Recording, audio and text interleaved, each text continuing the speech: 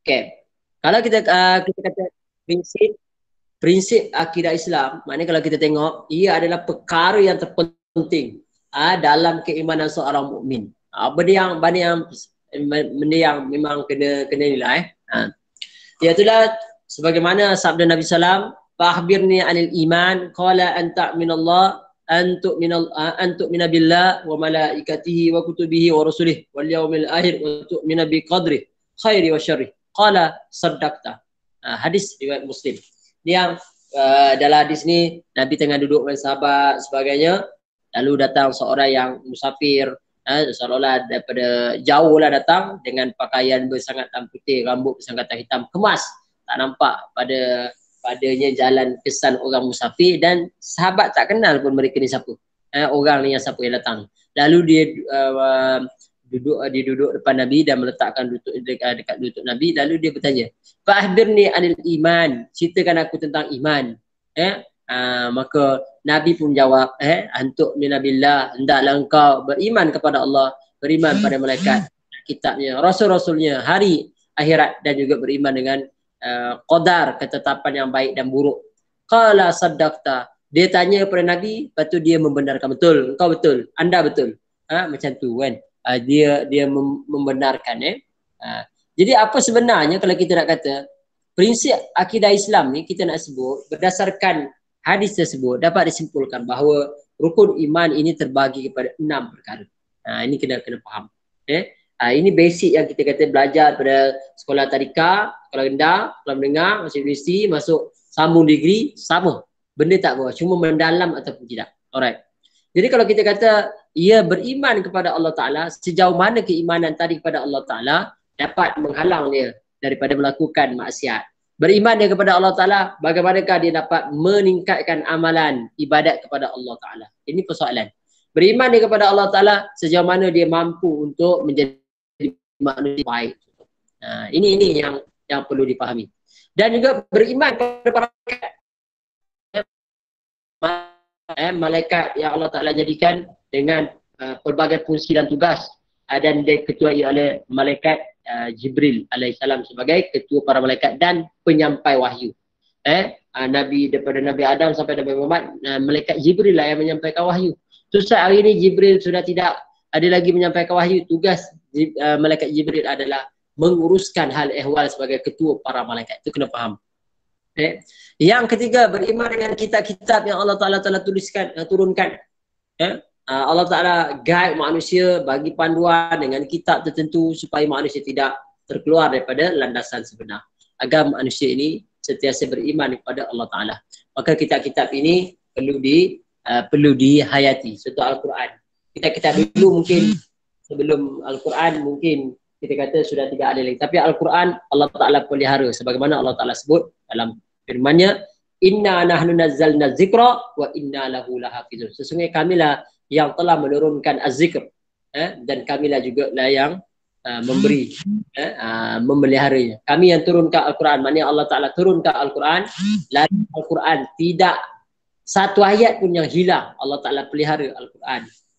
Dan siapa yang mengamalkan Al-Quran, mereka kalau membaca Quran, mereka dimuliakan Allah Ta'ala. Kalau mereka menghafal Quran, mereka dimuliakan Allah Ta'ala. Kalau mereka melagukan Quran dalam kita kata musabaqah sebagai, Allah Ta'ala muliakan. Kalau mereka menulis Al-Quran dalam bentuk khat, lalu Allah Ta'ala mulia. Kalau mereka menggunakan Al-Quran dalam perniagaan, mereka dimuliakan oleh Allah. Kalau mereka menggunakan Al-Quran dalam pentadbiran negara, digunakan sebagai dustur perlembagaan negara, maka negara itu akan mendapat kemuliaan. Kalau Al-Quran digunakan dalam rumah tangga, rumah kita, maka rumah kita akan. Kalau mahasiswa menggunakan Quran, maknanya Quran dapat akan dimuliakan oleh Allah Ta'ala dalam rumah, sebagai mahasiswa, sebagai pentadbir, sebagai pemimpin dan sebagainya. Kalau individu yang mengamalkan Quran, individu itu akan dimuliakan Allah Ta'ala. Ini kena faham. Seterusnya beriman kepada Rasul. Ini kena faham. Dan Rasul yang terakhir adalah Nabi Muhammad SAW, dan kita perlu banyakkan selawat. Innallaha wa malaikatahu yusalluna 'alan nabi. Ya ayyuhallazina amanu, wahai orang beriman, sallu. Selawatlah kepada Nabi wa taslimu alaihi. Mana tak pernah lagi Allah Ta'ala perintahkan makhluknya buat, diarahkan Tetapi Allah buat dulu tak ada selawat. Selawat, berselawat dulu. So, Allah Ta'ala kata, Allah dan para malaikat berselawat pada Nabi. Wahai orang beriman, berselawat akan kepada Nabi. Nak menunjukkan Allah mula dulu, baru Allah Ta'ala arahkan kita untuk berselawat. Dan jadi salah satu contoh kita ni untuk mencintai Nabi, untuk kita beriman pada kita Rasul, beriman pada Rasul ni, satunya kita ada cinta kepada Nabi. Dan mencintai Nabi wajib melebihi mencintai diri kita sendiri, keluarga kita, adik-beradik, mak bapak kita. Cinta Allah dan Rasul lebih daripada diri kita. Itu wajib. Tak ada orang kata, macam ni Ustaz, tak wajib ke? Tak, wajib mencintai Nabi. Dan salah satunya kita berselawat, banyakkan selawat pada Nabi. Dan kita ikutlah syariat yang Nabi bawa. Kita ikut syariat Nabi bawa. Jangan kita termasuk orang yang mencaci maki Nabi. Itu langsunglah. Ataupun menghina Nabi. Itu langsunglah terus hilang keberkatan hidup. Jadi Rasul, beriman pada Rasul-Rasul maknanya kita meyakini ada banyak Nabi dan Rasul yang diutuskan untuk menjedarkan manusia agar mereka. Dan saya beriman kepada hari akhirat. Beriman pada hari akhirat maksudnya bagaimana keimanan kepada hari akhirat ini adalah satu benda yang pasti akan berlaku. Kenapa pasti akan berlaku? Sebab dunia ini adalah darul fana, rumah yang binasa, sementara. Berapa banyak orang yang mati hari ini dibunuh. Budak baru ni ada dibuang, mati di tingkat atas, buang ke bawah, mati budak tu. Jadi bilakah dia adili? Nanti di padang mahsyar akan diadili. Ada orang yang dibunuh, ada orang yang dirogol, ada orang yang diancam dan sebagainya. Hari ini dia terlepas, di akhirat nanti akan dapat balasan. Jadi perlu kepada hari akhirat, dan hari akhirat ni sifat dia kekal abadi. Dia never ending, tidak ada terakhir. Tak ada. Forever ever, selama-lamanya lah. Istilah anak muda ini kan, mana selama-lamanya. Dan juga beriman kepada qada dan qadar yang Allah Ta'ala telah tentukan. Ini kena faham. Bagaimana beriman pada qada dan qadar? Mana kita meyakini setiap yang telah berlaku semuanya telah ditentukan oleh Allah Ta'ala. Dan setiap yang akan berlaku telah ditentukan oleh Allah Ta'ala. Untuk diri kita, semua telah sejak azali, Lauhul Mahfuz telah ada. Cuma Ustaz, kita tak tahu. Memang kita tak tahu. Sebab itu kita tak tahu. Kita ada ikhtiar, ada usaha, kita tawakal.